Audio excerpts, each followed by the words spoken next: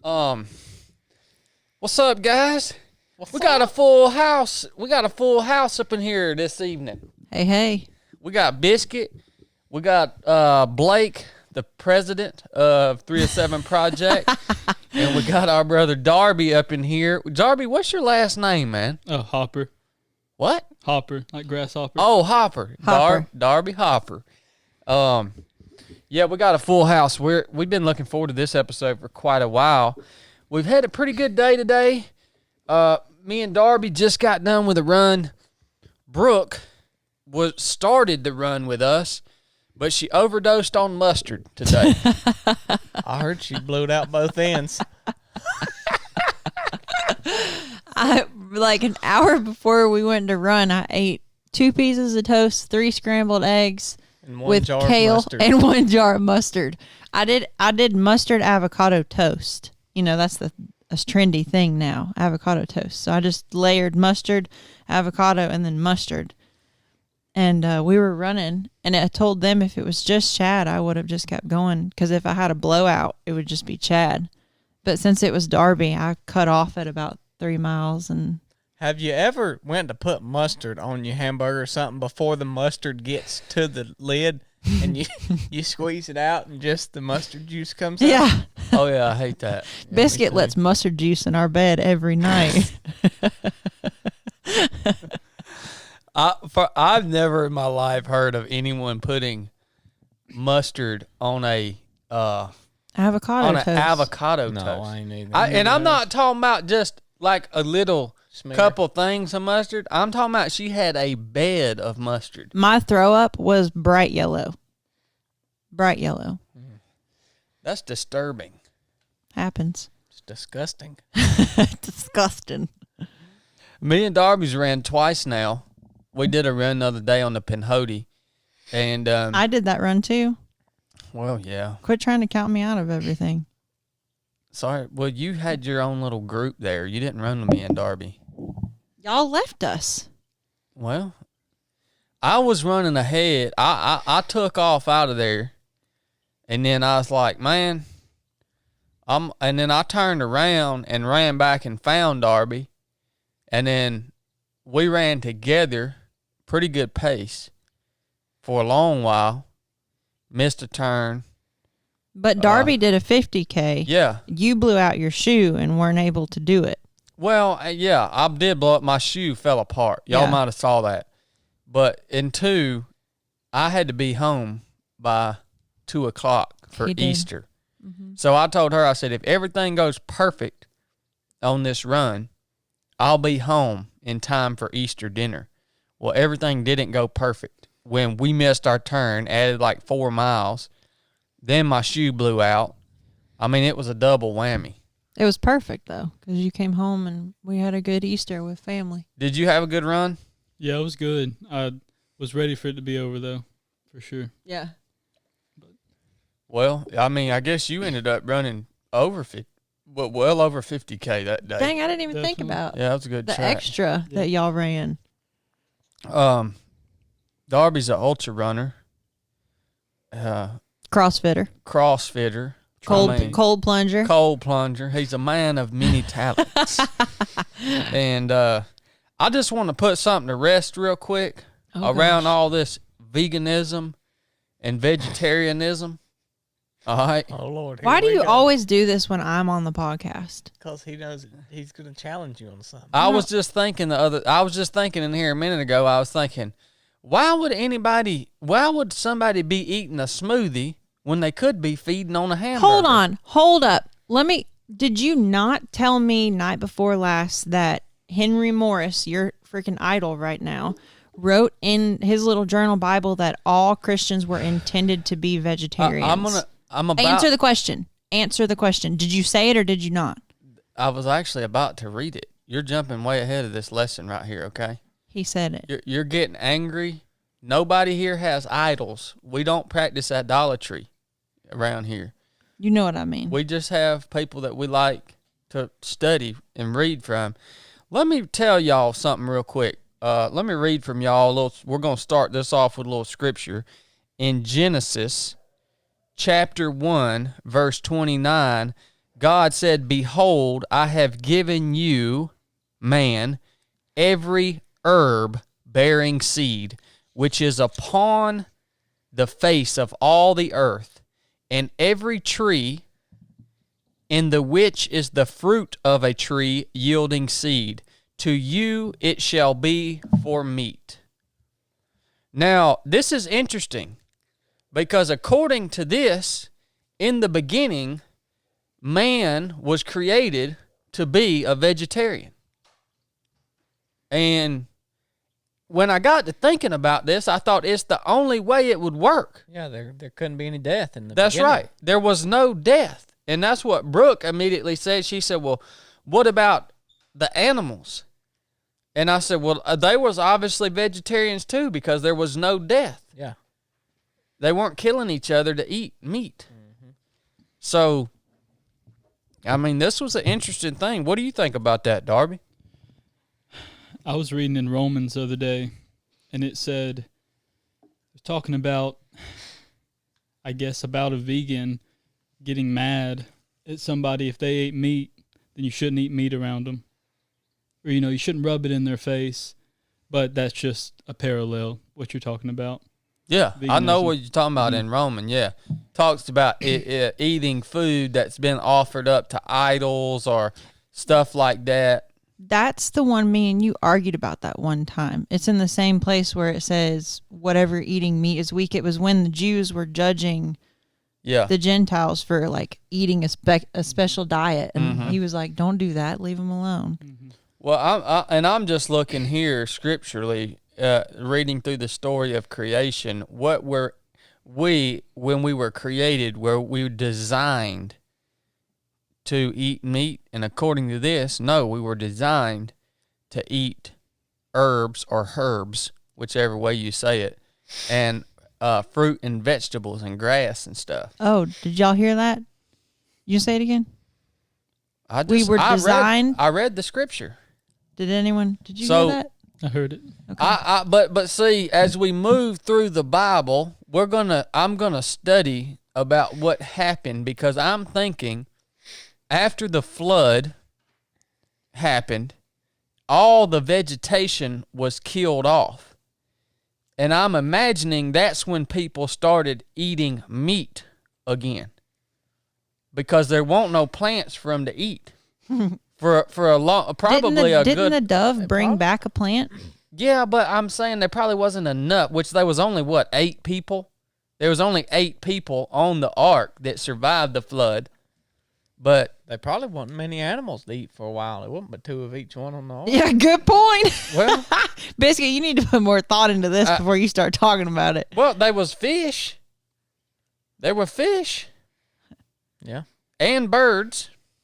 So I'm going to study this for you guys. When and why did we start eating meat? According to Scripture. And when he finds out we're never supposed to, he's going to quit eating meat and go plant-based. No, because there is a Scripture that talks about when that transition happens, and I just haven't got there yet. I'm going to study that.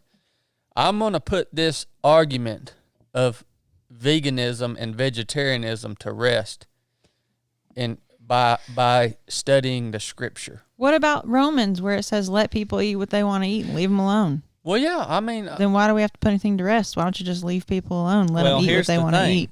The Bible is not a grab bag, and you don't get to pick and choose what verses you want to use out of it. You have to study the whole context. So you might have a valid argument, but you got to find out the why behind that verse in Romans. And just like anything else he finds, you got to figure out who said it, why they said it, when they said it. Yeah, what context. That's why I'm starting in the beginning. I'm restarting here in the beginning. So we're way off track. That's your Bible study for the day. Go eat some plants now. If you needed one. All right. So if you're a vegetarian, if you're into vegetarianism, you might be on to something. I'm not sure yet. I'll let you know as my study progresses. I used to be vegan, but that shortly ended. What are we talking shortly? 6 months. Oh, that's not shortly to me. That's a long time to be vegan. You know, I think it's a healthy diet. I really do. I mean, I think it is a healthy diet. But I think where I get what turns me off about the veganism specifically is that it's cultish. There's a cult of them. You know what I mean? Oh yeah. And that's what turns me off about it. You're not really upset with the diet. You're upset with the way the people act that are on the diet. Yeah. Well, and I think you say it's a healthy diet. Like Jean, I think on one of our podcasts she did with us, pointed out that like if people go vegan and they don't understand protein, carbs, and fat, and you're not getting a lot of B vitamins and DHA and things that you would normally get from meat. So you got to be careful. Like you got to know what you're doing, or you can really be malnourished. Listen, I thought about this the other day. And whatever the fad is what everybody's going to be on, because they're presenting a bunch of research to people who are already lazy and don't want to think for themselves. So they're going to, if they can put some stuff out and they say, let me take some notes on this. When someone asks me, I ain't got to even look nothing up. I'm this way because of this. And it's already all laid out for them. And it's so much more work to go against the grain, not just on a diet. I was thinking about it in a different context, but with anything. You find something on Netflix where it gives you some good, seems like logical facts, and you don't have to look up anything else about it. Yeah. It's real easy to go right along with that and not look up the research against what they're saying and really make your own decision. It goes back to what you just said, even about studying Scripture, of having the entire picture in order to have a true understanding of what it is. You know what I mean? Mm-hmm. So... that's the most words Blake's ever said on the podcast. Somebody is liable to call me a fool. I better back it down. Yeah. Blake ain't no fool. I'm glad you know that, Darby. He doesn't talk because he's worried somebody's going to think he's a fool, man. I better just go ahead and swing this mic. Oh, my gosh. Well, we appreciate y'all joining in for today's episode. We'll dig into it now that we covered all that stuff. I know that stuff right there that I know that really enriched your life. So I hope you enjoyed it. Some people turn this off because of that. Some of them still listening. That's right. That's right. If it was me, I'd just hit that 30-second button. I'd just till I heard you shut up, and then I would start listening again. These are my favorite parts of the podcast. So, all right, sweet. Darby, what's up, brother? Look, man, I don't know your whole story. I don't even really know parts of your story because I've intentionally put off asking you questions about the furnace of adversity that you've had to go through up to this point in your life, and how you've developed as a man and as an ultra runner, as an athlete, as a Christian. But you have a really good reputation in all of the groups that we all hang out in, right? Your name keeps popping up, and I think you are highly respected. You have my respect just from the time that we've spent together. You seem very steady, very solid, man. I appreciate that. So yeah, I'm interested in hearing how you got to the place where you are now, where you're crushing life, man. You got a solid mullet. You're running. you got a race coming up this weekend, last man standing. Your fitness is great. And I think all aspects of it seems like of you as a person, body, soul, and spirit are in pretty good alignment right now. But I know you had to get through some stuff to get to this point, man. So where you want to start with this thing, brother? We could probably start 6 months old. I think this is probably where it all started. Yeah. Even though at that point I can't remember, I still know the story. When I was 6 months, my parents divorced for the better. They should have. They weren't meant to be together. Dad got straight. He had trouble. His dad died when he was 17.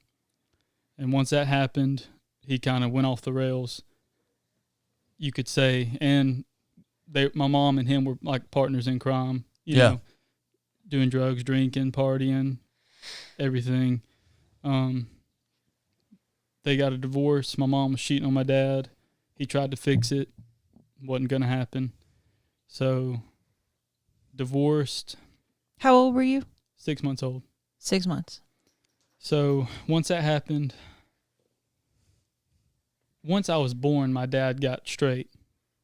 But once my mom, that almost seemed to be the catalyst. That's what broke the camel's back, was her having me, and I guess she developed depression. I think she'd always been bipolar, but once the divorce happened, she just completely went off the rails.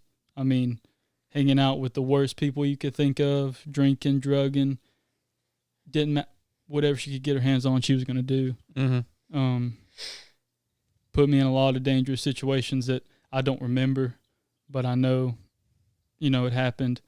My dad wasn't too happy, but there wasn't much he could do. I mean, things could have been done better, but the people she were hanging around with, it was just best to just, not even get into it because it was just so bad. So did you stay with her after the divorce, or were you kind of back and forth? Did you get to spend time with your dad too, or? Nope. She pretty much took me. Okay. And I was hers, basically. Trying to think of the next place to start. Do you remember anything from any of those times? You said you don't remember dangerous situations. Do you remember anything? There's one memory I have, and I was probably 3 or 4. We were at this gas station, and of course, me being 3 or 4, I just thought these people that we were picking up were just some of my mom's friends. Of course, they weren't. They might have been her friends, but it was a drug deal, of course. And we picked them up, and I guess they did what they did. And we dropped them off at their house. And I remember my mom being real messed up. And all I remember is a crash. She crashed her car. And I guess after that, I mean, I guess I hit my head pretty hard. I don't remember much, but I know we hit a tree.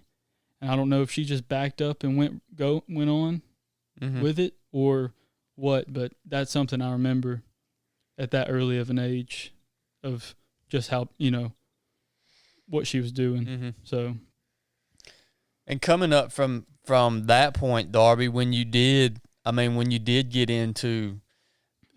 get up to the age where you did kind of have some better understanding of like, man, this ain't right. Like this ain't normal, man. Like what was going on and how was that affecting you at that time? Like that developmental stage of your life, man. I have a question too that goes along with that. Were there any adults in your life that were responsible and like stepping in?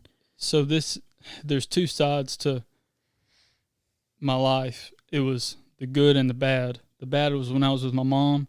The good was when I was with my dad and his mom, so my mama. And they, perfect. I couldn't ask for any better. And on my mom's side, I had my aunt and her mom, so my grandma.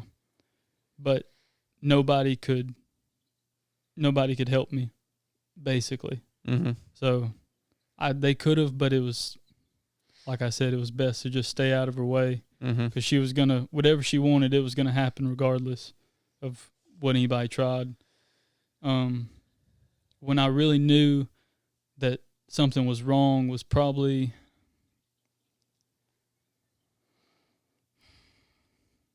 we were living in our Murchie in some apartments, and all she was doing was drinking. Just guys coming over every night, somebody new all the time. This is the first time we've moved around a lot.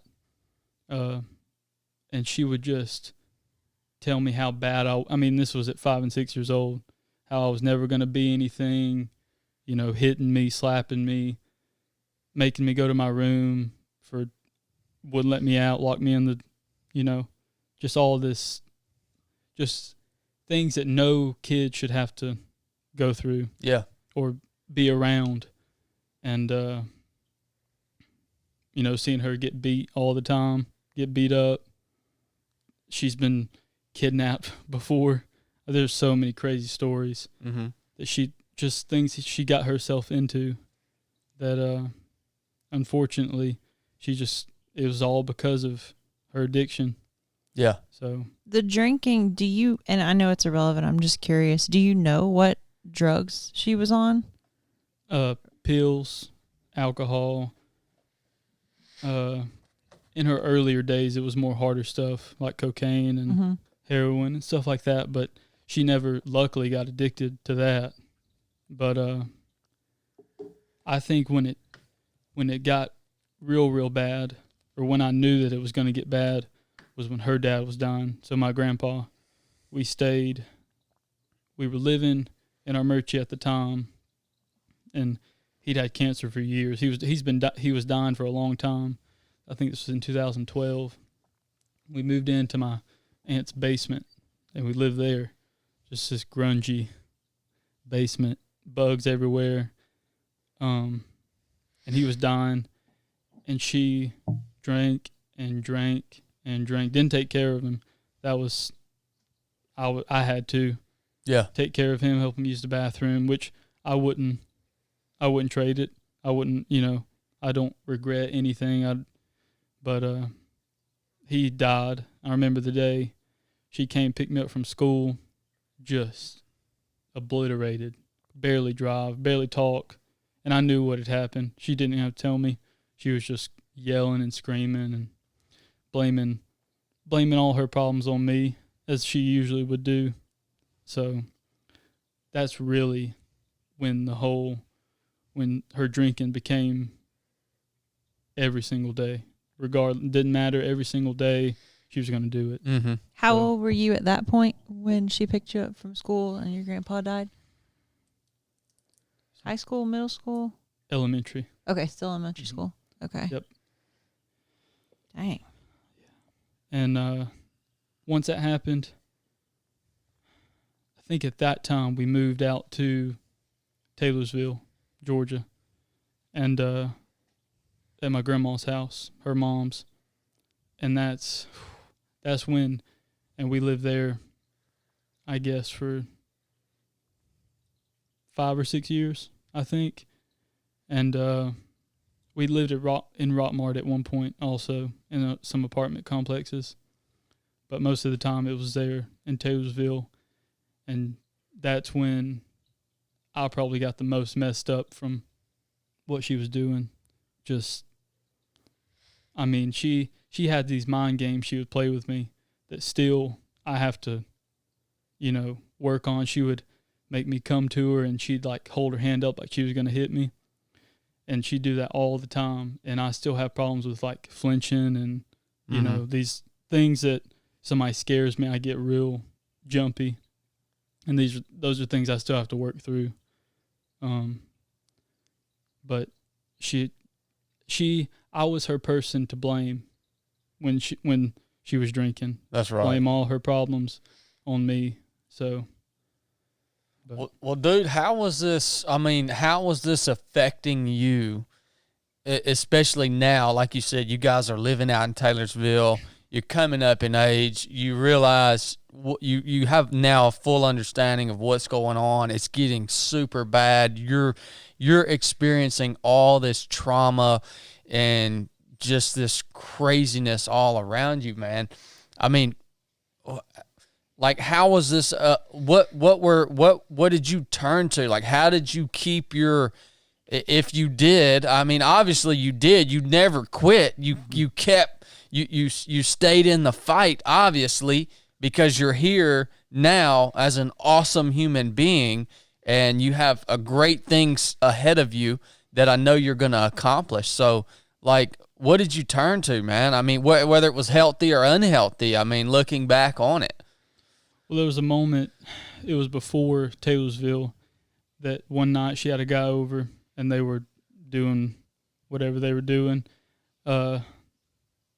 and it got to a point where she was so bad, but bad in the sense of just she couldn't even talk. Whatever she was on, couldn't even talk, couldn't even walk, and I had to like slap her out of it she was falling off. I mean, it was horrible. And when I say horrible, I don't mean horrible to me. It was horrible because I don't like to see my mom that way. I don't want, and it saddens me when I see people that way till this day, not living to their fullest potential. But I just got down on my knees one day and I was like, man, something's got to happen, Lord. Like I can't do this without you. I'm going to go crazy. Mm-hmm. And this was probably, I was 8 or 9. And ever since that day, that's the reason I know that I was able to not go crazy or start doing drugs myself or drinking. Where did you get the foundation to like talk to God like that?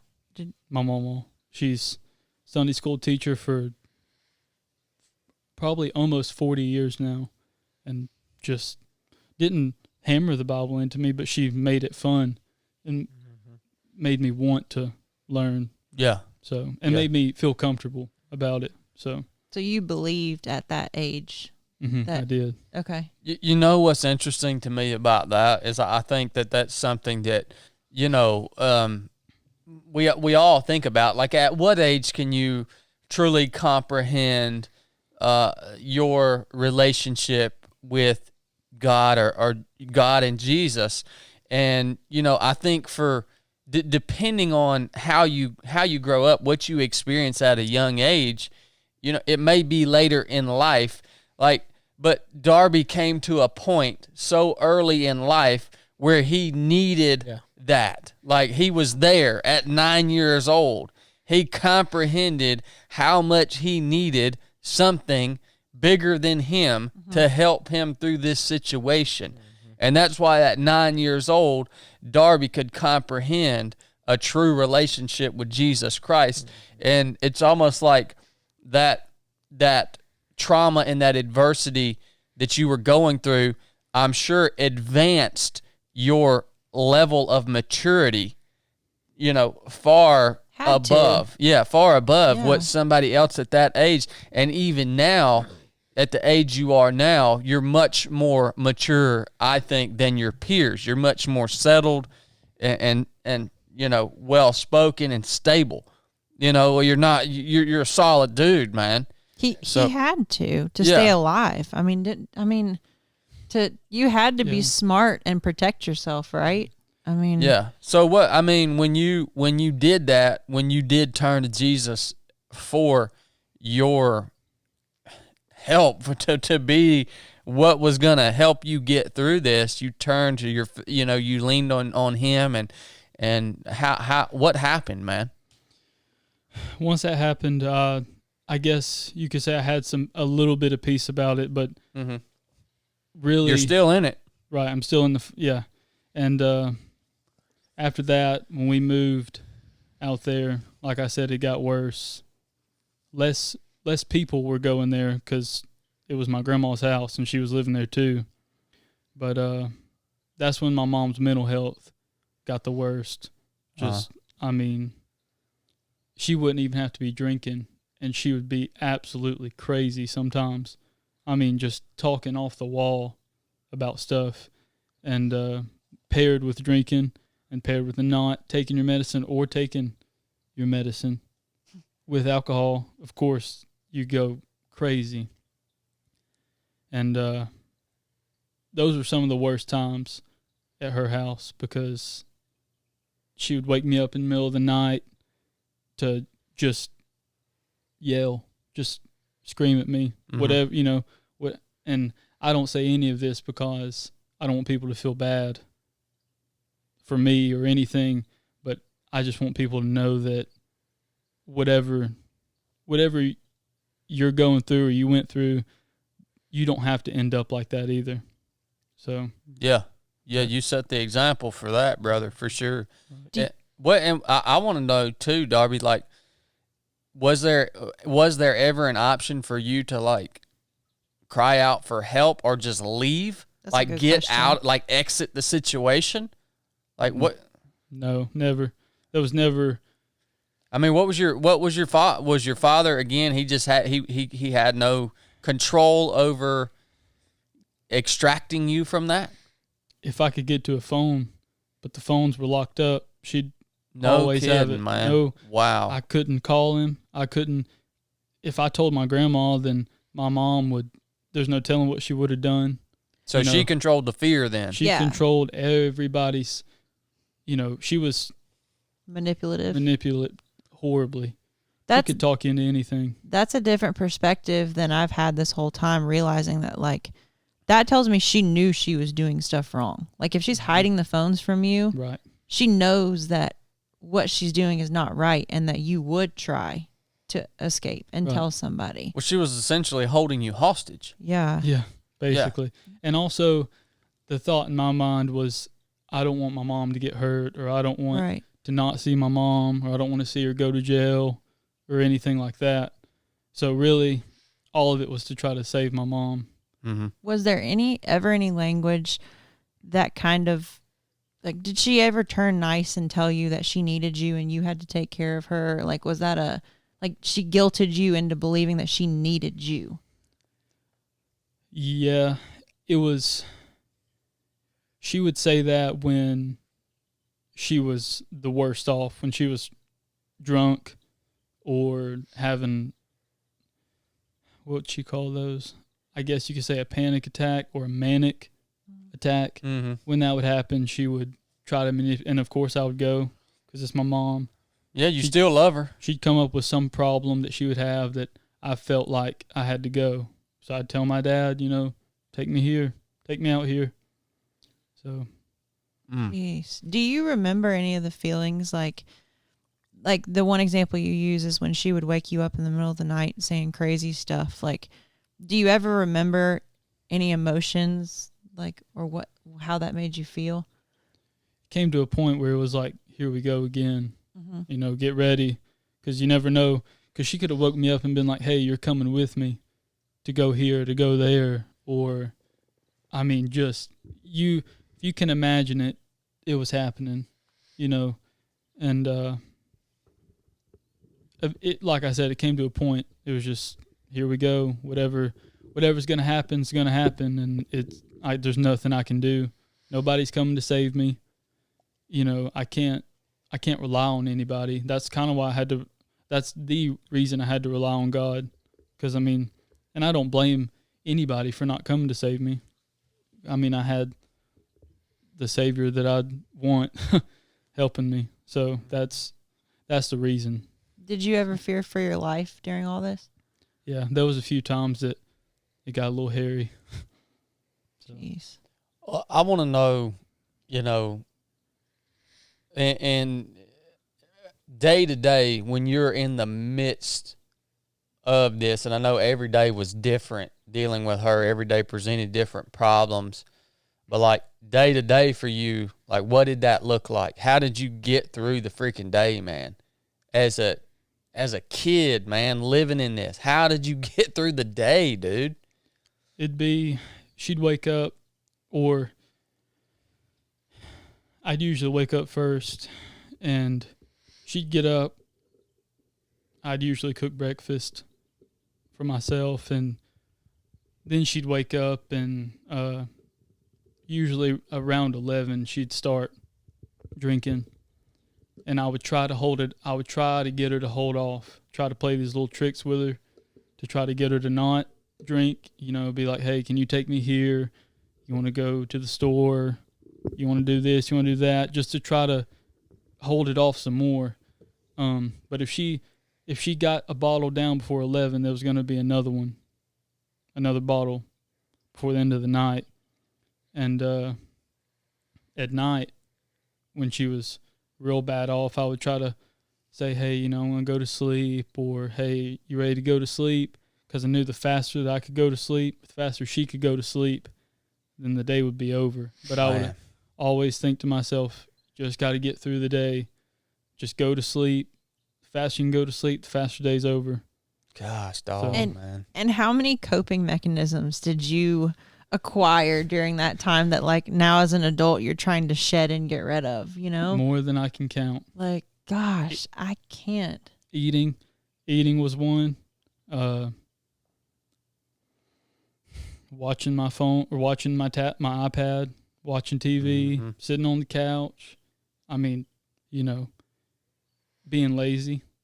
Anything that involves being lazy, I would be doing just to try to take my mind off of where I was at. So, what a battle, man. You talk about first thing in the morning. That's the first thing that's on your mind is trying to at least gain some control over that situation, and then by the end of the day thinking, we just got to get to bed as soon as we possibly can so this can be over. He never got any peace. Day after day. Like, you never had any. You didn't go to school? I did. And this is where, like, she would wake up. Now, when I'm saying this, it would usually be on the weekend when that would happen. But she would take me to school. When she'd take me to school, she'd be fine, of course. But she picked me up from school. I knew what was coming. I was going to get yelled at all the way home, raked over the coals all the way home. Then when we got home, same thing. Is that when you realized it, like, it's not normal? Like, when you started going to school? Because I would think, if that's all you grow up in and you don't really know any different. I mean, I'm not saying it's not, not terrible, but if you don't know any different, then it's kind of like what you expect. But then when you realize, oh man, this isn't normal. And so is that where you kind of learned that in school? Yeah. And luckily by this point I was able to be with my dad more. Okay. Luckily, if it wasn't for that, there's no telling what would happen, where I'd be right now. I wouldn't be sitting here. But even then, still having to, any day there at that point was too much. Yeah. Once you were in school and you had a voice and you could kind of speak, I know we've talked about how manipulative she was. Did you get to a point where you just felt like you had to go over there to make sure she was okay? Or, like, why did you keep going? Or I might have just jumped way ahead because we were just in elementary school. And now I'm talking about. Yeah, at this point, we're still. Yeah, we're getting closer to 6th grade. Okay. Probably. Okay. At this point. Hold off on that question. Yeah, well, I mean, I think that's a great description of, I guess a high level view of what Darby was going through, that amount of trauma. And, it's just unbelievable to me that those things happen in young people's lives. Like, and it's worse one other thing that kept me going was thinking somebody always has it worse than me. Really? That is always true. I've seen it. Some of the people my mom hung around, and they had kids, and I was like, man, I'm glad I'm not them. Yeah. Because it's even worse. And for some people, that's hard to believe, but for me, that's normal. Well, at what point, I guess you kind of talked about when you finally got to the point that you were getting to spend some more time with your father, you started to, was it like a weight lifted off of you? Were you starting to experience some relief at that point from being basically held hostage all the time? Yeah, I did, but there was always that I knew I had to go back. And around this point, we might have to back up a few years. A tree fell through my mom and I's house, elementary school. This was probably 4th or 5th grade. It was the summer. And when that happened, we were staying in these hotels. And, getting drunk every single day, yelling, screaming, hitting, people coming over, drugs, and these were bad hotels. I mean, you've seen the ones in Rome. Yeah. Those are the ones we were staying at. Saga Inn. Yeah. Mm-hmm. all those. I mean, we were hopping from one to the other. That's scary. Yeah. Very. And after that, trying to think. Because during the summer, I luckily was able to get away for a little bit longer than normal. I was able, we went on, if my dad planned a vacation, I could get away for a week, which was nice. But yeah, that summer was rough because I was there all the time and it just couldn't get away. There was no way. I mean, and you said something about having a voice, going to school. And I don't want to talk bad about the system, the DFAC system, but in my case, it wasn't worth anything. No, people came to the house multiple times, nothing. Really? Nothing was done. Nothing was even, no paperwork. They couldn't even find the paperwork. So the cases got closed. Tell me about that. Like how did they get out? Why did they come out to the house? Did they talk to you? Like there was one point she wouldn't wake up in the morning and take me to school. So I had to call my dad for him to come get me and take me to school. And I think I'd had enough that day, so I went and told the counselor what had happened. And of course, DFACs came out, but of course they give you a notification that we're going to be at your house. So the house was spotless. Food was on the table. She was sober as she could be. She had pee ready. She made me pee in a cup for her. So if they were to give her a drug test, I had to do that all the time for her. What? Yep. Yeah, it just looked like it was a normal life, and that made me look crazy. Did they talk to you? Did they pull you aside and? No. The kid, I guess, apparently doesn't get a say. They just look at they just look at the environment. Yep. You mean there's another governmental system that's broken? That's really sad, though. Oh, yeah. Well, the sad part is you hear nightmares about this DFAC taking kids away out of homes. Yep. That the parents are just disciplining the children in a reasonable way. Right. You know what I mean? I've heard that time and time again, and then you get a situation like yours, Darby, where it's just like I don't know, man. You put the government in charge of anything, and it's freaking always just a crap show. Yeah, we talked about the VA on the last episode. Yeah.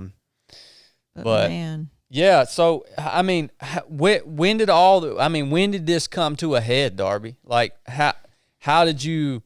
I mean, obviously at some point it had to come to a head, and you got out of there. I mean, because like you said, you're here with us today. You're doing awesome stuff, man. So like, what was that point? Or if there's any good stuff between now and then. The point was when I started driving.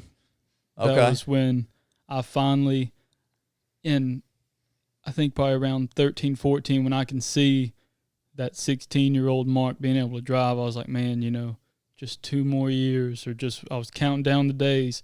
So I was like, man, once I have a car, if anything goes south, I know I can get out of here regardless, And at this point, we're in Rome now. My grandma got an apartment. My mom moved in with her after her first rehab. I was probably 14 or 15. She'd gotten out of her first rehab and moved back in with my grandma. And when my mom was in rehab, my grandma sold her house, moved to Rome. So my mom came back from rehab and lived in Rome. And she finally because my mom could not hold a job. No way. Yeah. No possible way she would flip out and have a huge breakdown and then have to go somewhere. So at this point, she was living with my grandma. She finally got her own apartment right beside my grandma, actually. And she was working for the hospital here, had another crazy panic attack. I found out because she came and picked me up from school, I think, and just going crazy. I mean, absolutely insane. And she was like, I have to drop you off because I could hurt you, just because of how, but luckily she realized it. But was she sober then? Yeah. Do you know what pushed her to go to rehab? Do you remember? I think she realized that she was a danger to herself if she didn't. Now, that at that moment she was sober, but of course before that, you know, that night I'm sure she was drinking. Okay. You know, yeah. There was never a point where there could be a week where she wasn't drinking. And this is not to talk bad about my mom, but this is the story. And when she was sober and normal, taking her medicine how she was supposed to, managing her I guess, mental diseases, I couldn't ask for a better mom. And unfortunately, you know, when you mix drugs, pills, and having, being bipolar and having depression, it's just a recipe for disaster. Yeah. So. Did you ever try to share your faith with her? I mean, what happened when you would try that? I would try, and I would try to get her to go to church, you know, send her things, send her Bible verses, or send her this person doing this, or, you know, like an alcoholic that overcame it and was doing good stuff. Try to encourage her. And I would always ask the Lord to just like let me save her, you know, if just let her live one more night.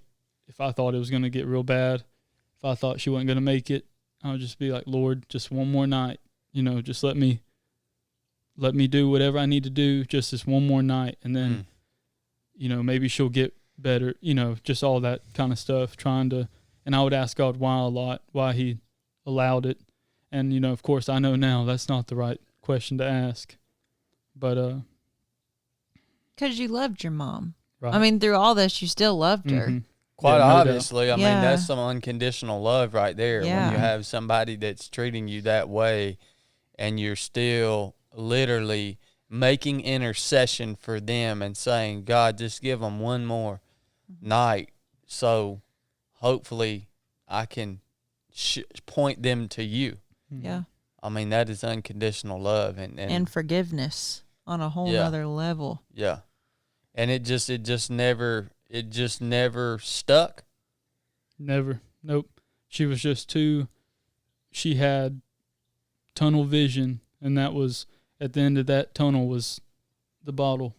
Do you know, like, did you ever find out through family or from your mom, like, what trauma she had, or like what caused her to struggle like this? Well, her mom was an alcoholic when she was a kid. She's not anymore, but she was. And my mom went through a lot as a kid. And what my mom's told me, my mom treated me like her mom did. I think I got a little worse, but I don't try to compare, you know, things like that. But she had said sometimes that, you know, she was molested, but is that true? I don't know. You know, it was hard for me to believe a lot of things that came out of my mom's mouth. Yeah. But her mom was the same mamaw that y'all lived in the apartment with in Rome.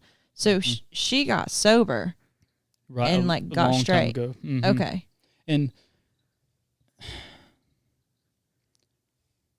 you see, my mom kept going back to her. It was almost the same story. I kept going back to my mom. She kept on going back to her mom. Yeah, yeah. You know, her mom would make her feel bad for leaving, so she'd come back.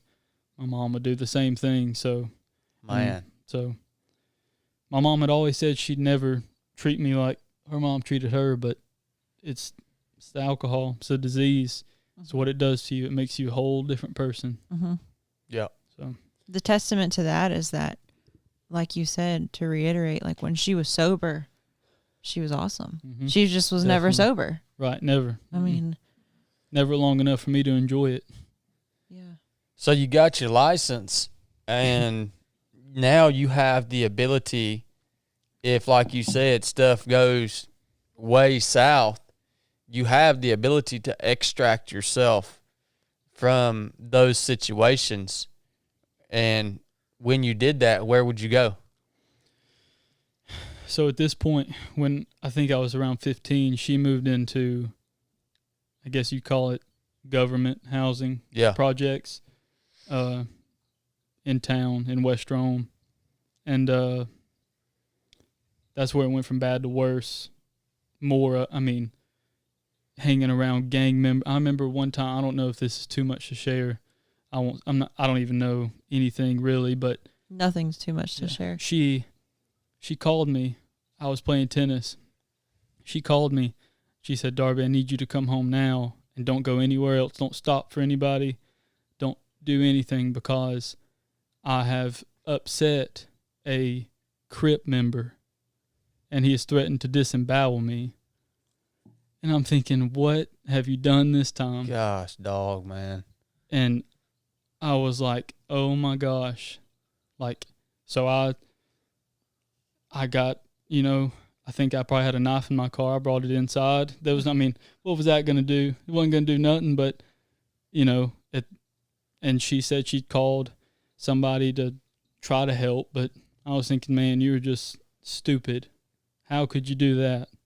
But you were going to go defend her with your knife. Yeah, that's she called me, told me to come home, and I left. I didn't tell anybody where I was going because I knew if I said anything, it's, That's another question, like what you just said brings up. Like, was she in and out of jail ever, or did you ever think about calling the police and being like? She never went to jail. I think she went maybe twice, long time ago. Mostly because it was alcohol, right? Yeah, but she was selling pills all the time. That's how she made her money, and that's why she could live in a government housing and not, But she made enough to, buy, have some luxuries without the government knowing she had money. So, but that was one example of, But yeah, I went, and luckily nothing came out of it, or I probably wouldn't be here today. But that's just one story. And, in that time, she had so many different boyfriends that would beat her, but she would never tell me. She'd just let me come home and find her black and blue. Yeah. There was nothing I could do at that point. I wasn't there, luckily. And there was one time, I've never told this story to anybody, but I walked in the house and I saw the guy on top of her beating her. Bad. She looked rough. So and they were both drunk. But to me, that didn't matter. I wasn't just going to sit there and let it happen. So he was so drunk he could barely walk. So I just pulled him off, made sure she was okay, and I diffused the situation, got him out of the house, drug him out. I don't know what happened after that. The police actually got called for a disturbance, and I told them I didn't know what they were talking about, that it must have been upstairs. So I don't like to lie, but at that point, I didn't want my mom to get in trouble. Yeah, yeah. Jeez. Man, to me, it's just what, as a child, your brain's not even fully developed, and you're having to deal with these situations, and your cortisol levels just through the roof, and like, gosh, dude, it would have just been so hard not just freaking quit, man. Just end it. Yeah. Or like when your mom calls you and tell you the gang member's going to disembowel her, be like, well, you're on your own on that one. Yeah. For real, man. Like, I don't know. So I definitely want to talk to you in a few minutes about now that you've gotten older, how you have worked through some of these things in order to be able to come here and tell this story and maintain your composure, right? Because that's pretty dang impressive. You've obviously experienced, I don't know how you reached this point, but it takes a lot of courage. So when you're able then to start getting out of that situation, where'd you go to? Your dad's? My dad's. He literally lived, I could be there in 3 minutes. Like, he lives, where those places are in West Rome and where I live now. 3 minutes. And if I had to, I could run there. There's no problem. Well, back then I'd probably walk. Couldn't run back then, but so I felt more safe than I ever had. Gotcha. So there was still some nights when she'd have guys come over. She had this one guy, he'd been convicted of a murder, and she had found out, and she kind of was afraid to say anything. So she told me about it, and I was like, well, I don't know what you want me to do about it. There's nothing. I mean, you're the one that you've let him in this house. So she told me, well, he's only here so he can pay the bills. So, she would do stuff. She would get in these situations with these guys so she could have the bills paid for. Mm-hmm. So, I mean, I've paid the bills a couple of times, but I couldn't keep it up. There's no, I could barely have a job at this point. I was just trying to save money so I could pay some bills for her. But, there's a lot more stories that go with that, with her male friends. Well, and how old were you, like, what we're talking about right now? Like, you paying bills? I'd been paying some of her bills since 12 or 13. Birthday money come around, give it to me. Dang. Christmas money, give it to me. Mm-hmm. Let me sell your iPad or pawn it. Yeah. Knowing she's not going to pay it back. Well, and for everybody listening, like, some of this stuff we're talking about, we're already in high school, right? Yeah, 14. Yeah. Mm-hmm. And you are still in high school. I am. Mm-hmm. Like, people listening are probably like, what? Because it doesn't sound like that. Yeah. So, like, this wasn't long ago. And that's even more astonishing that he's here talking. And you said, Boo, you want to hear about how he worked through. I want to hear about what you left all that with. Like, all this, like, the coping mechanisms and the problems and the things that manifested, like, even once you got to a safe place. Like, I want to hear about that. Like, what did you notice came out of all of that trauma? Yeah. Well, yeah. When you finally, did get out, and how did you finally, get out of there? Like, where did you end up? Like, well, unfortunately, I think me getting out was, and I hate to say it like this, was really no other way, was when she died. Really? Yeah. That was... No kidding, man. That's what... Wow. There was no... And I've been searching the reason why. I don't ask God why, but I ask him, what do you want me to do with this situation? What peace, give me some peace about it and show me the reason that what's going to come out of this. And I think I wasn't ever going to get any better if it wasn't, and when she died in August. So is that 9 months? Is that recently? Yeah, 9 months ago. Can you talk about what happened? I'm guessing kidney failure. She died in her sleep. And what's crazy is we had pretty bad relationship at that point because I was never going over there. I told her, I'd kind of written her off, say, if you want to get better, you call me when you're better, but don't talk to me unless you're better. Mm-hmm. And so she'd finally, started saying, hey, I'm going to get better, but I'd heard that before, countless times. But one night she said, can you please come stay with me because I'm sick? And she'd been sick before.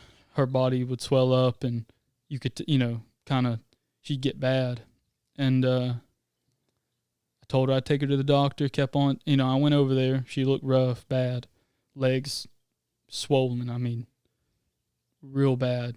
And I was saying, Mom, let me take you tonight, because you were supposed to go to the doctor the next day, but she wouldn't let me. She was delirious. Told her good night that night, and woke up to go run. Actually, I had a morning practice for cross country, and there was something weird, because I would always tell her bye, or else she'd get scared. She'd wonder where I went. So I went in there, told her, bye, but she wouldn't wake up, which was weird, because usually she'd wake up, because she was a light sleeper. At least when I was there, she was. But there was something up with her breathing, and I was thinking, man, she must just be having a bad dream and not waking up. But, I texted her, told her I loved her that day, didn't get a text back, which I thought was weird. She'd text back like that, especially if it was me texting. She'd just be waiting by the phone. So I get the text, and then I'm supposed to go to work that day, and my aunt calls me. And it was a weird time for her to be calling me. She'd never call me. She would just text me stuff. She called me. I was like, well, I'll call her back. Then my dad calls me, and I'm like, okay, something's not right. So he calls me, asks me where I'm at, tell him. And I'm just saying, look, just tell me. Don't tell me when you get here. Tell me now, because I need to know. So he tells me. I drive, my girlfriend and me, we drive to her apartment. I told him I'm not seeing her, so I'm just going to wait till she's out of there. And I went and pretty much just melted down. I threw away anything I had there in the dumpster. I was mad, just pissed off, thinking, man, why didn't you let me save her one more time? Yeah. So, but. Jeez, did you know when your dad called? Did you know it was about her? Yeah, when my aunt called me, well, actually, I did answer my aunt's phone call, but she was too distraught to tell me. I was thinking, what's wrong? Because I've never seen my aunt cry or ever heard her cry. So I was like, man, what's wrong? She was like, it's your mom. I'm thinking, well, maybe she's just in the hospital. I didn't think, because my mom had, survived so many crazy things. I mean, she'd been into kidney failure twice before that, probably a year prior. I was thinking, man, nothing can hurt my mom at this point. Mm-hmm. So then my dad tells me, and that's when, I find out. So that initial, I guess, reaction to her passing away sounded like it was more anger than sadness, huh? Yeah, I really wasn't sad, just mad. Yeah. Because I was thinking, man, all these times that I've saved her, why couldn't it just be one more? If you could give me one more chance, then I can get her better, Yeah. But. And when did that transition into something other than anger? And what did those emotions transition into or turn into eventually? I think it probably took me 2 or 3 days to realize it. And I was just like, man, there ain't no reason to be angry, because it's not bringing her back. Nothing it will bring her back, and being angry isn't going to help anything. So I started praying, started back running, because running was my thing. I could go and I could, truth be told, I don't like running, but we can get into that. Yeah. I don't really like running that much. We can get into that later. But I just started praying, asking, just to show me something good that's going to come out of this. Because right now it doesn't seem like anything's good. So at that point, you said that you were at cross country. Had you already kind of started working on yourself before your mom died, or was that like? Yeah, so we'll just back up just a little bit. It was sophomore year cross country. I was in a computer class, and the teacher was a cross country coach, and he told me to come out and run so I could get in shape, because he knew I was fat. So he told me to come out and run. You were heavy at this point, right? Yep, big for my size, or for my height. I was thinking, yeah, I'll come out and I ran 3 miles that day and thought I was going to die, but I did it. And I remember that day I went home, told my mom how it was. You know, she was proud of me, but then, of course, that night she got drunk, and I was like, man. But that night or that day when I was running, I was like, I'm not thinking about anything right now. I'm just thinking about how bad this hurts. I'm not thinking about my mom. I'm not thinking about, you know, any of that stuff. So that's kind of the first moment I kind of felt that this could be something I could do. So what were we talking about before I said that? But that wasn't like that moment. Like, you've obviously done some serious work on yourself and your emotions. I'm sure you got a lot to go. We all do, because it was only that a year ago. Right. That's still got a long way to go. Yeah. But the fact that at your age you're challenging yourself, you know, you're trying to do things to constantly better yourself.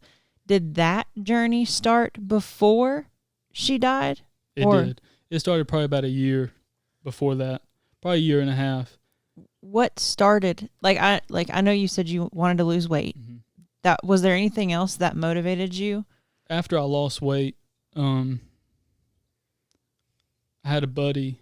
He was going to go into the Air Force, so I was helping him train for it because I'd lost weight and I was in pretty good shape. I was helping him train for it, and we were doing a workout, and we came up with this idea to just go to a track in Rockmart. Do you know that park in Rockmart? There's just a little, like Nathan Dean. Yeah, like a 200-meter track. Mm-hmm. So we go out there, and we do 34 miles, and then in each lap, 20 push-ups. So I think it was 2,200 push-ups we did also, and 34 miles. And that moment, I was like, after it was done, I was like, man, I'm in so much pain, but I'm not. Like, again, I'm not thinking about my mom. I'm not. Yeah. I just feel at peace at this moment. And from there, I was just like, man, I'm just going to keep going, see what I can do. And that was before she died, right? When you guys went out and did that? Yep. Yep. And again, I go home after that, and it's reality sets in again, you know, that I'm still in the same place. But the longer I was out there, the better I felt. It was just an escape. That's right. But I guess probably the answer to this is probably pretty clear, but I think it can go either way for kids that are probably in that situation. Like, either you can be totally turned off to the alcohol and drugs, or you could maybe have a pull to go down it. But it sounds like when you found Jesus early, that, that kind of shut out any idea of ever wanting to turn to that for help instead of Jesus. That was right, definitely what you found early. And also, this is something that I still have a long way to go, but I'm still scared of alcohol. Like, I can't, if I see it, it's just like a B-roll. Mm-hmm. Oh, I bet. In my mind, it could be a beer can. It could be walking down the aisle in Walmart and seeing it, and I still get flashbacks. Mm-hmm. And that's just something used to be worse. I'd just shut down, not talk. But now, it's something I can manage. Well, so. And I think it's going to be part of your ministry, man. I mean, that's a powerful right. Testimony. Some of that fear is healthy, in my opinion. Not like right. Uncontrollable flashbacks, but man, your grandma and your mom, I mean, they're so close to like actually finding which genetic marker makes you predisposed to alcoholism, and so you probably have that. I think I have a pretty addictive personality. Yeah. I've already found, so there ain't no way I'm even going to try. I mean, there's no, that's off the table. Smart. Yeah. So, well, we were talking about how those emotions of anger kind of transitioned into something that was not anger, and you kind of were talking through how you were you were praying, you would go out and run and think through this stuff, and where are you at now with those thoughts or emotions around her passing away? I mean, What have they developed into, at least up to this point, and how is that helping you or not? I think now I think probably at the beginning of this month, I finally was like, because for a long time it didn't seem real, because I'd still pick up my phone to call her and be like, well, I can't. But now I finally, it's finally real to me, fully real. There's no question to me anymore, because I used to, I think probably even a month to 2 months after it happened, I was still like, man, this must be a bad dream, but of course it's not. But that run we went on, I didn't tell anybody, but she was cremated, so I brought me a little baggie with some of her ashes, and I was feeling, not that I needed to let go, but I needed to, there was something I was still holding on to. So I brought a baggie and I let her go. After the start back, I got in a quiet spot and I sat down and I just prayed, and I, dumped her ashes out. And at that time I felt just a release of something. I didn't know really what I was holding on to, but I felt I had to do something to let it go. And since then I feel more at peace about it. It's so cool, man, to be having a conversation with you, because you're a person that's doing this stuff in real time, dude. Yeah. You're working through this stuff in real time. Like, you haven't developed, that cookie cutter story. You'll have it one day. You'll develop your testimony into, I can present this in 20 minutes to anyone. You know what I mean? But it's so cool. I've never had an opportunity to sit down with somebody as courageous as you that can talk about this stuff while they're working through it in real time. Yeah, this is raw information here. It's absolutely insane. I've never heard a podcast with a guest on that was doing what Darby has been willing to do for us here today. It's absolutely amazing, man. That's what I'm sitting here thinking is, we're asking questions about things, and some of them have just happened as soon as 9 months. Well, as soon as last weekend. Yeah. Oh, yeah. Yeah. That was on the Pinhoti run? Yeah. Okay. Man. Dang. That's crazy. Do you have anybody, and I really want to dig into, other than the flinching and, seeing alcohol, I want to talk about some other things that you deal with from that. But do you have anybody in your life now that you can kind of lean into for this stuff? That's kind of,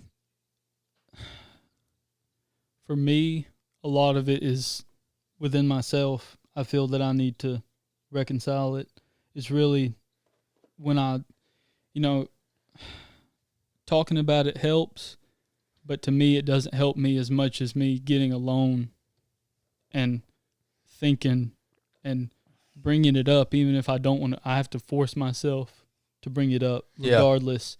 Of course I don't want to think about my mom being dead, but I get alone away from everybody and I just think and I think and I think and I cry if I got to. I just get it out by myself, and when I come back I feel better. But I have my girlfriend and I got another buddy that goes to the gym with me that's my circle, like you talk about, that I found. But yeah, a lot of it is within myself that I find I can handle it better. So, are you comfortable talking about some of the things that maybe you're still noticing that you're carrying with you from your childhood and from the grief of your mom? Yeah, I am, because I feel like I have to be. I feel like the Lord, He's telling me that I need to do it regardless of how I feel. It's not, my feelings don't matter. Of course the Lord cares about my feelings, but if it's bettering His kingdom, then they don't matter. So. Yeah. Well, I mean, the question that's really on the tip of my tongue right now, and then I want to dig into some of the weight loss journey and the struggle that you had within that specific mission of yours. But what is driving you right now, man? Like, what's getting Darby's at CrossFit, getting after it. He's running. He's got a freaking last man standing race this coming up weekend. He's in the mix, man. He's in the community. He's in the mix. I mean, what's driving you? What's getting you out to do these things? What's driving me the most is knowing where I've came from and where I don't want to end up. And, of course, people say, well, you don't have to run crazy. You don't have to do this stuff to not turn out that way. But to me, I feel like I have to. This is the only way that I can live. I mean, I guess kind of live extremely in a sense for me to not, because it'd be so easy for me to go down that path. I mean, I could do it in a split second, but what's driving me is to not end up that way. Well, and I mean, we all went to high school. Everybody, especially your senior, like everybody's drinking. Everybody's partying. Everybody. Like, so for you to have those feelings and those flashbacks, like you can't go hang out with most people. Like you have to find something else. Mm-hmm. Right. Like, well, and to get on, another thing, just thinking through it, to get on here, being in high school, there's some of your high school classmates that are going to listen to this. Right. And some of them are probably going to make fun of you about it. I don't sure. know. Yeah, I'm sure I mean, just will. knowing how they don't have a legitimate reason to, right. But knowing how kids in high school are, mm-hmm. and on top of that, having all that stuff on top and still coming here is amazing. And I'm thinking the whole time, this is kind of off topic, but what I'm getting out of this is, like, you never know what somebody's going through. Mm-hmm. And, I don't know if you said I was overweight before in school, but, people picking on folks, me even just making a comment just, half-heartedly. But, I mean, that could have very easily been the straw that broke the camel's back for you. I mean, clearly it wasn't, but going through all you did, all you need is for someone else to be adding on top of that, and that's what I'm thinking here is, man, you never know what somebody's going through. Mm-hmm. So if you're going to say anything that's even, could be portrayed that way, then. Well, the interesting thing is, when you bring that up, the way that we as human beings, not just high school age people, people in general, the freaking armchair quarterbacks, right? Mm-hmm. You come on this podcast, man, and you pour your heart out and you give your testimony, and there's going to be some cat sitting on their couch that might listen to this. I don't know. Most of our listeners are really great people. Oh, yeah. But there might be some random person that wants to listen to something any of us say and try to pass judgment on it, or try to freaking critique you, or try to put you down because of something you say from their armchair, right? You're not living. Get up, man. Live life, man, and then come and talk to me. Yeah. Look, man, this book right here says that we should glory in our persecution. We should glory when people put us down for our testimony, for the word of our testimony. And I'm going to tell you right now, if anybody ever has a word to say about something that you said, I said, any of us said, you know what that tells me? That tells me that I'm going to surpass that person in life. I'm going to do more than that person will ever be capable of, because I am the man in the arena. Yeah. You're the one they're talking about. I am the man in the arena. So go ahead. Yeah. Go right ahead, man. And I reflect back. This makes me reflect back on when I was Darby's age. Not that I had went through anything even remotely as difficult as he's been through up to this point. But I was made fun of quite a bit when I was young because because I was who I was. I was a weird cat, man. I didn't have a girlfriend until I was like 18 years old, right? And this and that. And man, I love seeing what those people are doing. Yeah. I love seeing what they're doing in life right now. Not that I'm high and mighty, but it just reassures me that if you're the man in the arena, there's going to be people that's going to talk crap about stuff that you say. Yeah. Glory in that, man. Praise God. That's it. Darby told us earlier one of his goals is to run a 100-mile race this year. Yeah. And I'm like, no. I'm like, what in the world would have made me as a senior in high school find the motivation to even want to sign up for a 100-mile race? So the guy in the armchair, like, I just don't know what they would have to say about him. I just don't. Well, it's because that he is the person that he is right now because he has been through his furnace of adversity, right? He has literally been forged up to this point. So he is now takes life much more seriously than his peers. He takes his training. I don't mean physical training. I mean training his mind, his body, soul, and his spirit. He takes that so much more seriously than anybody else around him is going to even be able to understand, right? Because he's been held up to that freaking sharpening stone, man. And it's grinded on him, man, until it's formed this razor sharp edge. And can't nobody even get close to him right now in his peer group, or are they going to get cut, son? Yeah. They're going to get cut. Biscuit's about to start levitating over there. I'm sorry, man.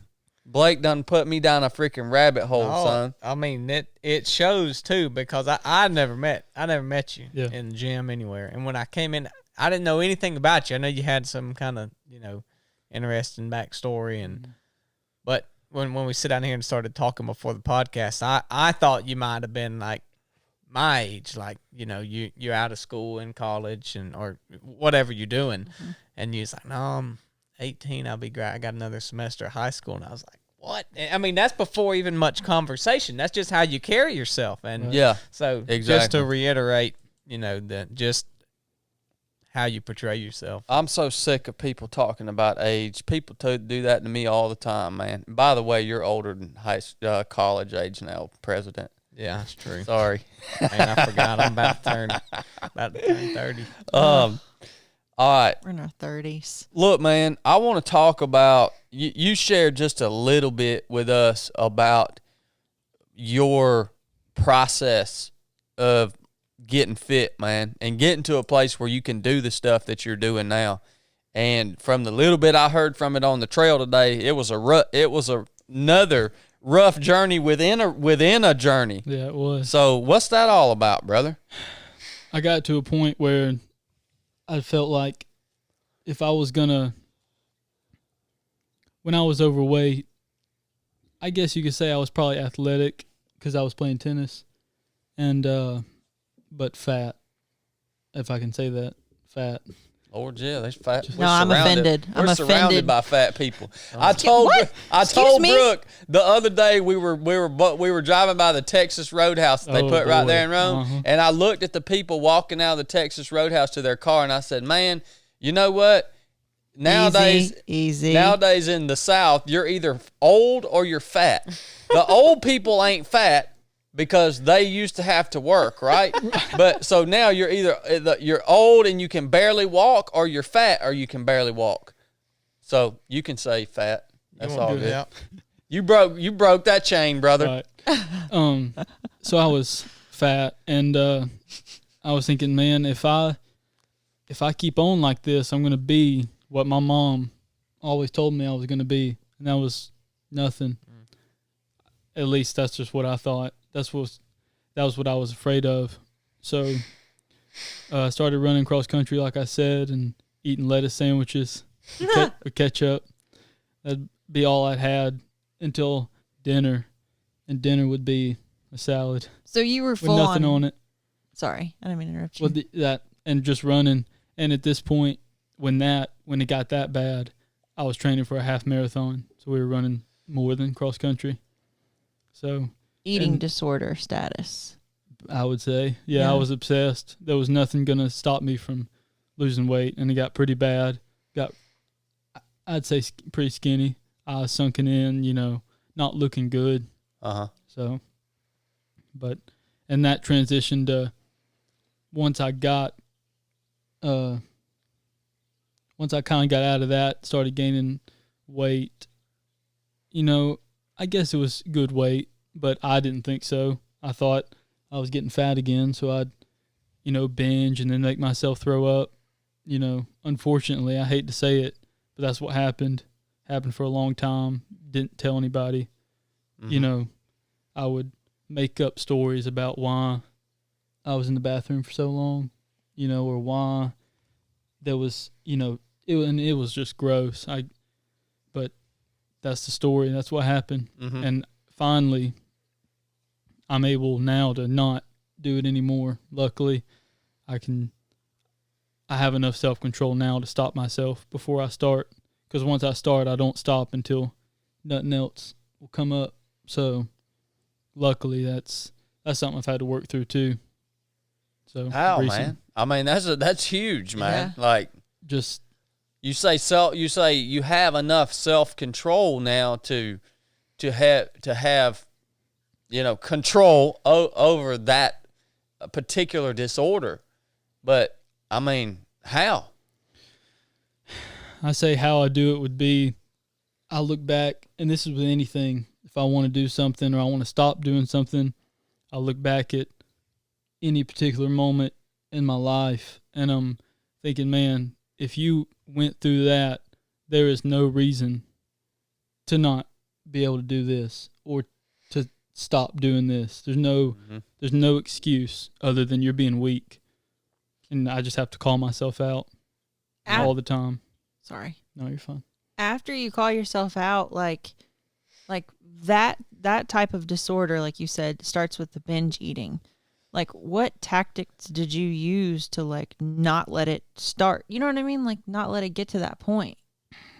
Do you remember?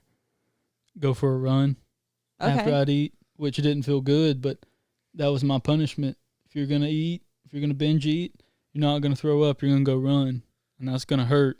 But I've never thrown up while running, so I knew nothing was going to come up. Yeah. It's just going to be uncomfortable. So, and that's kind of with everything is if I quit something, before I start something, I give myself a punishment if I quit. So it's, if I say I'm going to run 10 miles and I only run 8, well, there's going to be a punishment if you don't. And it's not anything crazy. It's just something that I have to tell myself to make sure that I stay accountable with myself. Yeah. And I think that you can even change the language around that in your own life, man. And instead of calling it a punishment for not reaching that objective that you had set out to reach, if you really want to maintain that accountability, I mean, something as simple as saying, I gotta pay the man. I gotta pay my dues, right? I got to, right? So it's really not a punishment. It's you holding the line and the standard that you set for yourself. Right, exactly. And for whatever reason, if you set off on that 10-mile run and you only ran 8, for whatever reason, hey man, I still got to pay my dues today, right? And so then I think that flips the mindset on that to where it makes it a more healthy way to maintain that accountability when it comes to your physical health. You know what I mean? Mm-hmm.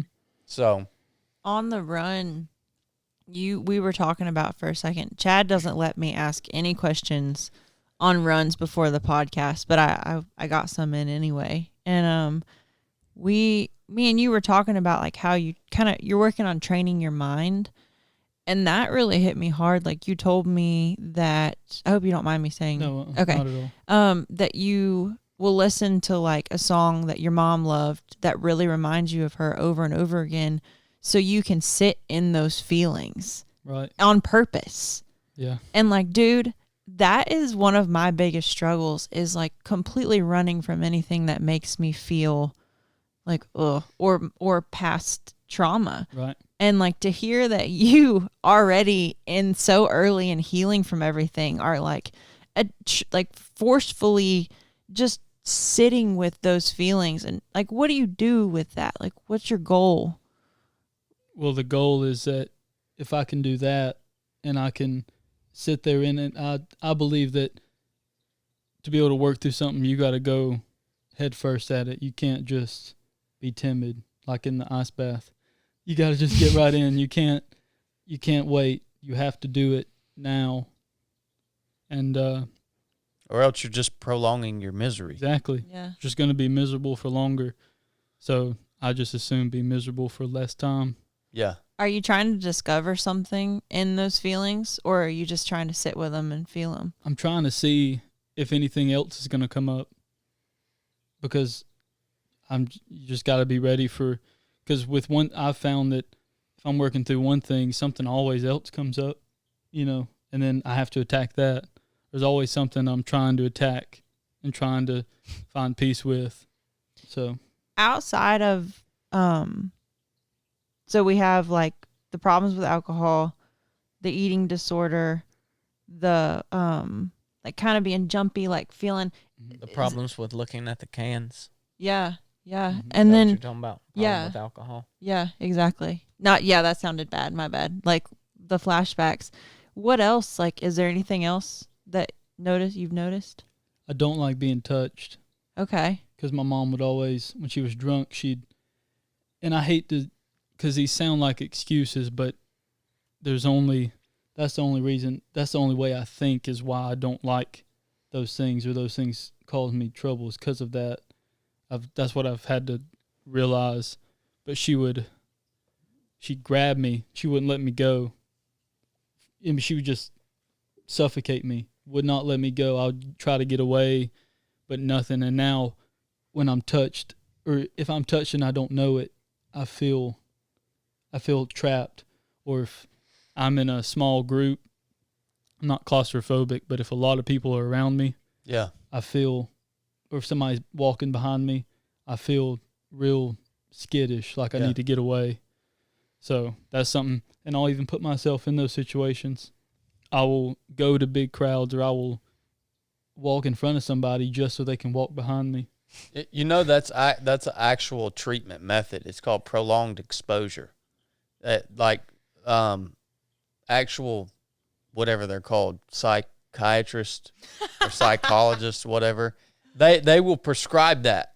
Really? Yeah, they really will. Yeah, if you're having problems with like phobias too, a lot. Yeah, anything like that, prolonged exposure. But man, it's interesting that you recognize the, I guess, undercurrent that is causing those things, because as Brooke and I, we just got out of the military, 2 years ago. It's taken me up to like just here recently where I am just now starting to realize these little things like you're talking about in my own life, whether you want to call them phobias or whatever, just, weird stuff. And it's so freeing when you can recognize the source of it, and you don't have to any longer just be like, this is just the way I am because I'm freaking weird. Like, it's so awesome when you can say, oh, no, I'm actually like this. I actually am struggling with this problem that's not normal because of this lifestyle or this experience or this specific situation. Which is also not normal. Usually whatever caused it, the abnormality was abnormal in the first place. Well, and you have discovered, and tell me if I'm wrong, you have discovered most of those things through therapy, through our marriage counseling. I feel like Jeremy has brought a lot of feelings full circle for you. And like I was gonna ask, if you've gone to any therapy. No, never have. This is all on your own. Yeah. Yeah. Well, we crazy. We have a great Christian counselor, man. He really does. These people can pick these things out because they're a third party. They're looking from the outside, and they're professionals, and they can, you can be telling them a story of something that's causing a problem in your life or your marriage, relationship, whatever, and they can pick out that undercurrent for you, and it clicks, man. It's so nice when they make that happen. People ask me all the time, why will I only see a Christian counselor? We'll do a whole podcast on that. Oh Lord. Later on, but essentially, the short answer is because if you look at basically the foundation, the educational foundation that a secular psychologist or psychiatrist goes through, it all revolves around essentially humanism and evolution. In other words, these secular counselors and psychologists and psychiatrists legitimately believe they're dealing with an animal. They just think they're dealing with another form of a more complex animal, right? And they're not. So if you don't have a counselor or a therapist that can understand that you are not just an animal, because you have something that an animal doesn't have, which is a spirit, right? Which is a very, very important part of you, all right? I'm sorry, but look, you can't help me unless you understand that I'm not just an animal. I'm a created being made in the likeness and image of God the Father himself. And so I can present you guys with evidence on that stuff later on. But just to hit that question at a high level, it is great, man. Well, I'm going to hit it at a high level too. I've had 2 different counselors that were not Christians that made the biggest impact on me in rehab and when I got out of rehab. And they never treated me like an animal or brought up evolution. They just had empathy and knowledge, and they made a huge impact on my future. Well, and that's awesome. I mean, and this is the thing, guys. When I say this stuff, this is for me personally. This is my own beliefs. Mm-hmm. This is my own experiences. I have also been to multiple secular counselors during my time in the U.S. Navy, and they literally made me feel like I wanted to kill myself. So that's been my experience with secular counselors. And they were also Navy counselors. No, these were civilians. Yeah, these were all civilians. And so that's been my experience. That's what my experience shapes my opinion on things. All right, and this is why I'm so adamant about a Christian counselor. And I feel like, yeah, we will dig into that. We will delve into that conversation and present actual evidence, and not only just experiences and opinions, personal experiences and opinions on a later episode. So, well, good. That's just so nice. To bring it back to Darby here. Yeah. Wow. I think a lot of, you being able to find these things is because you were, throughout your whole journey that you share with us, you're so self-reliant on yourself. I mean, I know that God was carrying you through it, but you didn't have anybody else really that you were drawn from. So what I see and hear is that you got so in tune with yourself. You knew what helped you and what didn't help you, and it's going to be different for everybody. Definitely. So you know what helps you the best, and now that you're on the uphill climb, you're like, man, crap, I've dealt with this before. Let me just go do this, and so it's so awesome that you're able to use what you learned back then to cope with it in the midst of it. Right. Now you can use those mechanisms not as coping mechanisms, but as growth mechanisms, to overcome what you. And when somebody comes to me and they, if they ask me, how'd you come from that to this, or something is happening with them and what they should do, I always tell them to talk to somebody. I don't recommend not talking about something, because for me, that just works. And, other people might not know the strategies that I use, but I don't tell anybody to do that, because for most people, that's not. I wouldn't think that would be the best for them. So yeah, and I think too it depends on like the stage of healing that you are in. I mean, it really does. You know, it's such a process, and it as you go through life, you'll be in a different. You'll be ready for different steps, basically.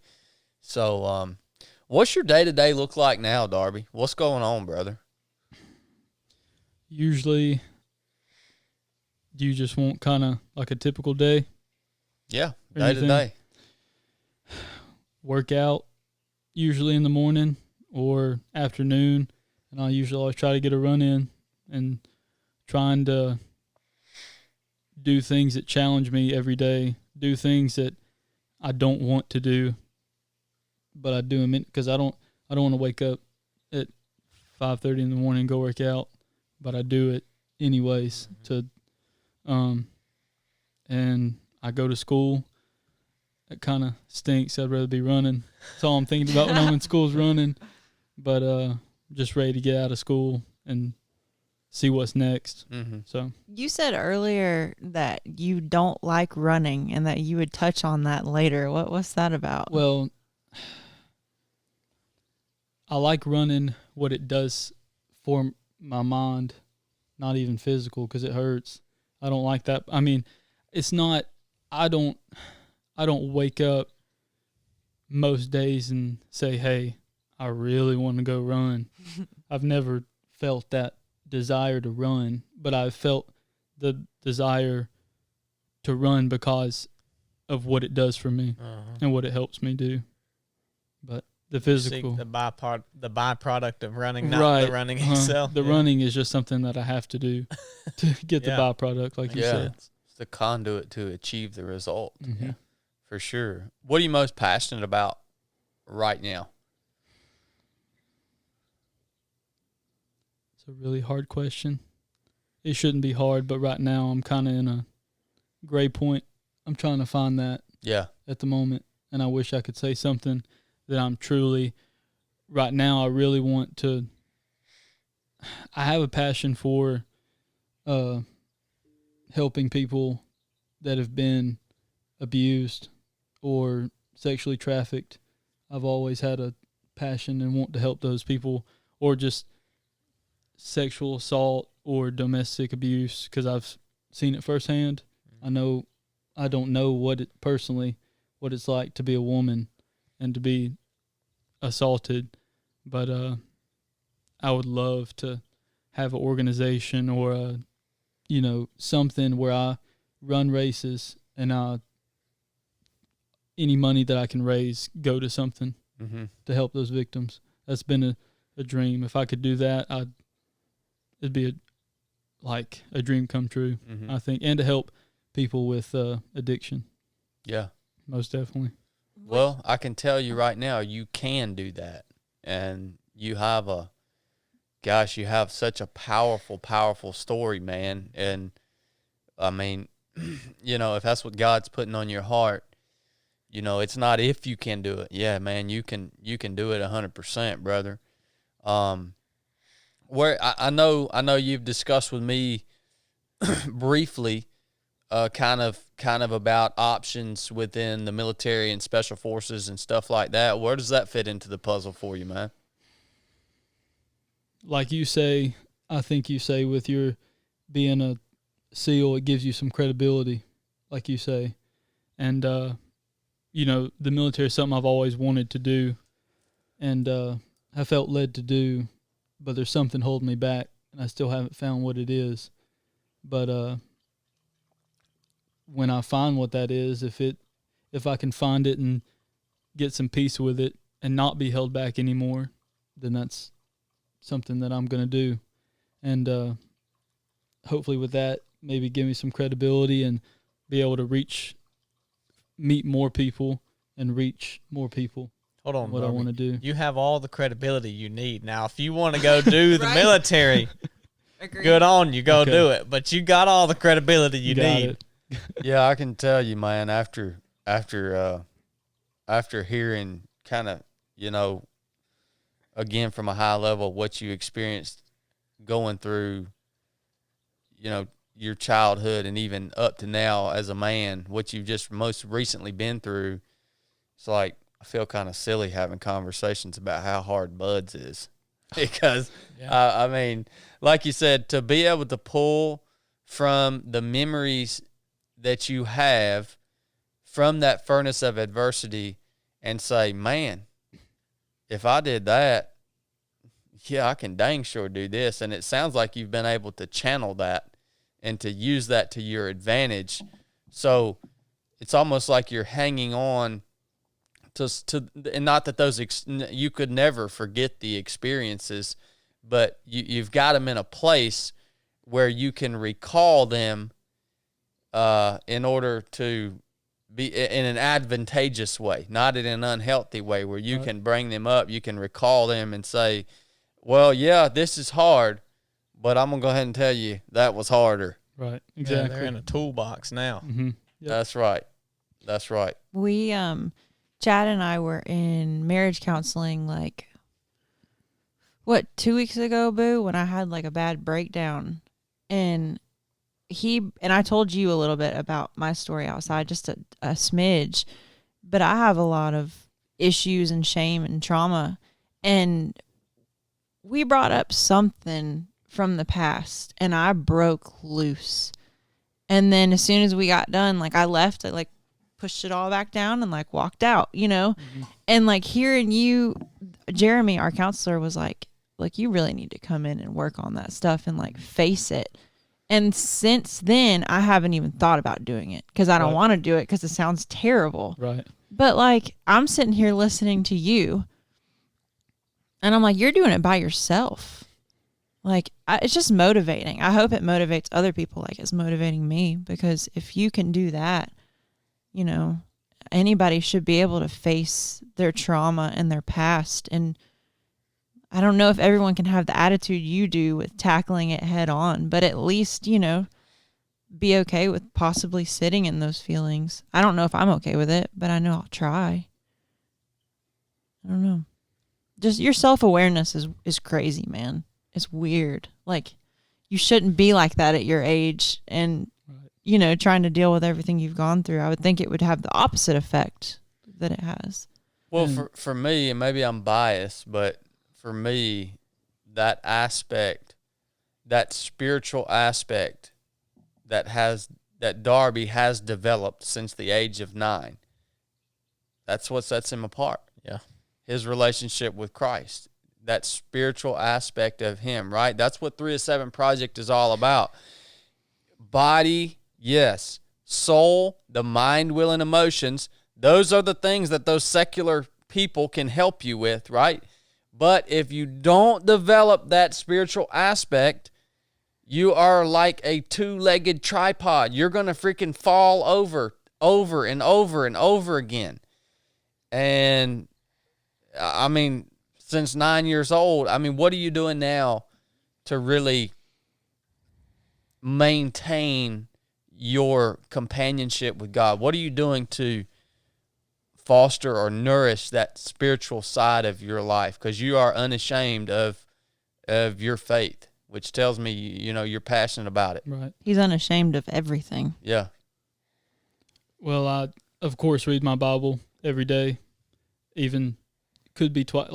Right now I'm on spring break, so I'm reading it probably 2 or 3 times a day. Just sitting down, and even if it's reading just a chapter, I'm, reading something, learning. And a big thing for me is when I go on runs, that's where I feel and where I can talk. It's like if I go for an hour or 2, the longer I go, the longer I can be with God, is what I feel like. So really it's nice if I can run for 7 hours with God, because there's nobody out there. There's nobody talking to me. Mm-hmm. It's just me and him hashing it out. Yeah. Any problems I got, they go to him. And of course, to me, it's not a voice that I hear from, but it's just the feelings I get and ways or things that I need, that he shows me that I need to work through. Yeah, yeah. And they come up. Mm-hmm. And sometimes if I'm on a run, I'll just break down on the side of the trail. Got to take a 5-minute break because I can't breathe because I'm crying, But then I'm like, Roger that. We're gonna work on it. And we're gonna fix it. Mm-hmm. So, but I love that, man. So being intentional about staying in the Word. We talked about this on the Q&A episode the other night. Faith comes by hearing, and hearing by the Word of God. It's just so important, guys. This is a question. People right now are so hungry. We did that Q&A, and 90% of the questions that we answered revolved around, how do I foster my faith? How do I increase my faith? And I told Brooke, I said, this is wild. These people could have asked us anything. Look how many of these questions are revolving around faith. This book says that we do not live on bread alone. This is your daily bread. You have to treat it that way. Yeah. How many times a day do you eat? I hope at least 3 times a day. Some of you maybe 2 times a day if you eat like me. Some of you maybe 5. Some of you maybe 5 times a day. This is your daily bread, guys. You gotta be intentional about eating. When you get freaking hungry, you go and find you something to eat, right? Well, when you start feeling like you are lacking the ability to believe in or listen or hear Jesus Christ, that means you're hungry. Yeah. That means you better go sit down and eat. So if you're feeling that way 10 times a day, that means you need to eat when you're hungry. Go and get in it 10 times a day. And like Darby said, you ain't got to sit down and read the whole book. You ain't got to understand every single word that you read, but it's getting in it, man. Yeah. That's what it's all about. I cannot get, if you can get this through your head, it is so simple. Well, it doesn't make really, like, if logically, it doesn't make sense. Like, if you feel like you're needing it and you think, all right, so I go read the Bible, how's that going to help me? Logically, really, it kind, I mean, it does make sense in a way, but it kind of doesn't. And I will say, I mean, for a lot of times for me, it takes, there's times where I just get busy, and I mean, I'll admit it, I don't read like I should, and when I don't, it takes me a few days to get back into it. It's not when you go to the Bible, and we talked about this on Resurrected, what's the reason you go into it for?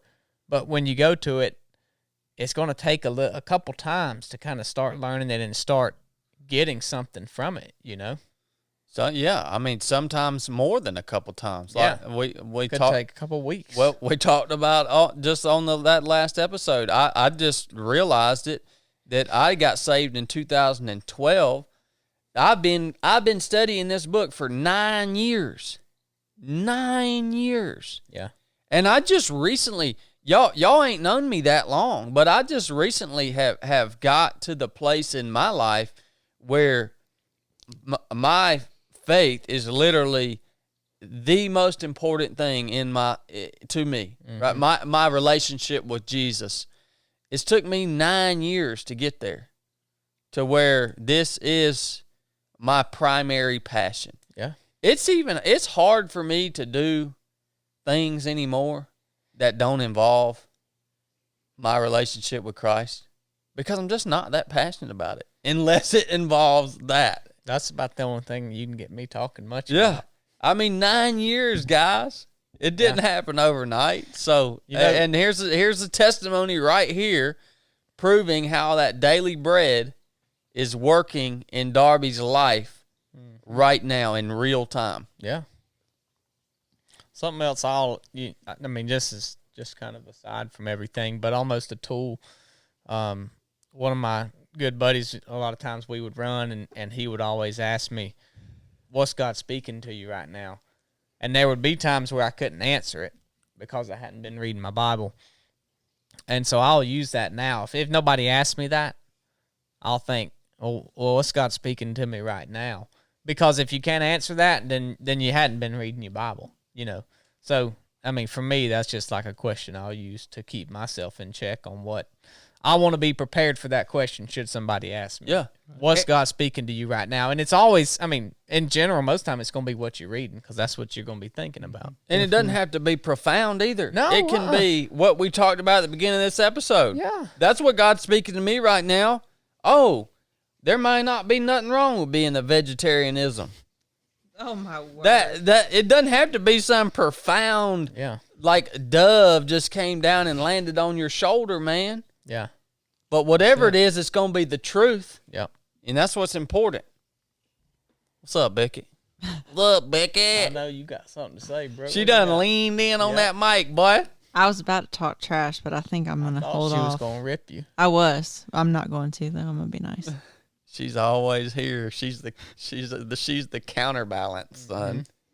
I don't like him putting down secular therapists like that. Veganism. Huh? Well, that too. Secular veganism. What? Jeez. Well, hey, like I say, that's a whole nother conversation, and yeah, it is what it is. We I love that. Veganisms. I love veganisms. We man. love everybody. I just can't stand Thank you, Blake. I just can't stand a secular veganist. We still love them, though. Oh yeah, we still love. No, them. Chad doesn't. Oh, yeah. No, I love He everybody. I love everybody. I just hate the sin. Yeah. Oh my word. Which he might find is not a sin. We'll see. Mm-hmm. That's what I'm saying. I mean, this is to be determined. We can't. Whatever. Yeah. I got said so on much to that. say. I'm trying not to hog Darby's freaking episode with all of your drama. That's why I'm not commenting there on ain't it. no drama going down here, son. Hey. You said a secular therapist made you want to kill yourself. That's some freaking drama. You're raising your eyebrows too much. Hey, You got this to is lower the your plumb eyebrows line. down. That's right. This is the plumb line, son. That's it. Um, That's a level if some folks don't know what the plumb line is. yeah. Freaking secular veganism and their plumb lines. Freaking idiots. Hey, I'm about to put explicit on. You know, Ease up, biscuit. you got to put the E on it if people all just know if Brooks on you. Oh my word, you ain't lying, son. So when is idiot a bad word? Y'all think I get fired up? This Y'all woman over that's here. likely. She'll let you know. What's your goal for the last man standing race? The goal is 50 miles at least. The 1 mile loop. Yeah. Anything less, I'm going to be very unhappy. Just like with my last man standing race. Very unhappy. But that's what keeps me coming back. Yeah. Which one is it? It's in Griffin, Georgia. I don't even know what it's called, really. I just signed up. It was only $5. It's like, man, that's a steal. So I had to. Heck yeah, man. Because usually they're 50 to Oh, 100 yeah. or even more. So That's hilarious. I had no choice. That's but how to you run ultra run on a budget. That's ain't it? right. Exactly. Ultra sign up needs to make a special category of like $5 and under. Races. clearance Uh-huh. races. Yeah. Yeah. For You real. put the filter on there, $10 or less. Let me see what you got.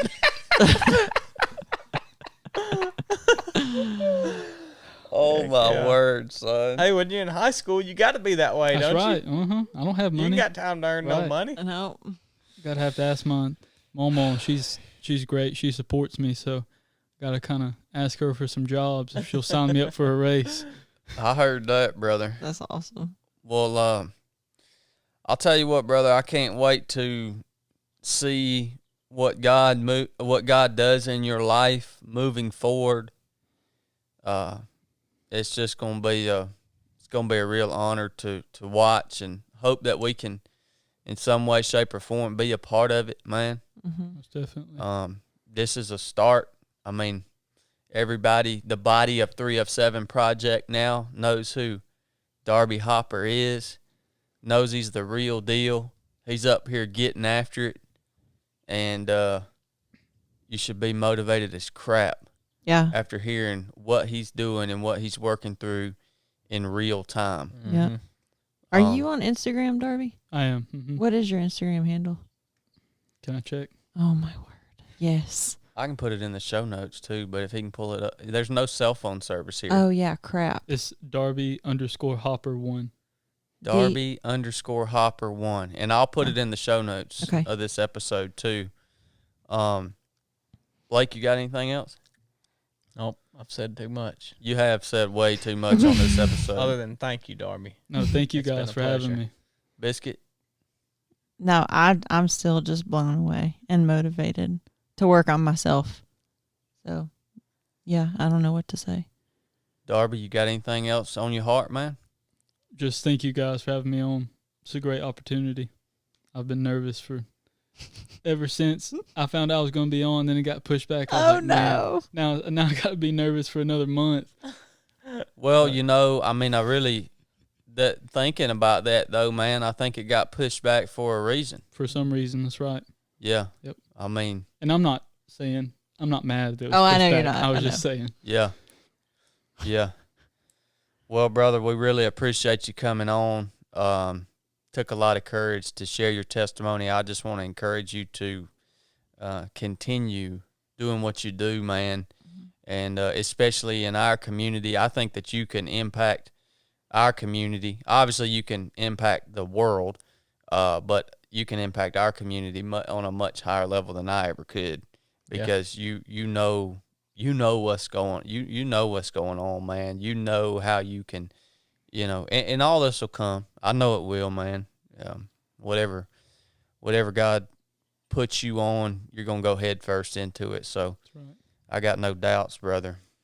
So we'll wrap it up right there, guys. Thanks for tuning in. I hope you enjoyed this episode. If you liked it, drop us a review on iTunes. Please share this episode on Instagram, Facebook, wherever you do your social media. Just take a little screenshot, share it. Maybe if it didn't hit you just where you are in your life, maybe somebody that you share it with, maybe it'll hit them in the place and the time that they need to hear it.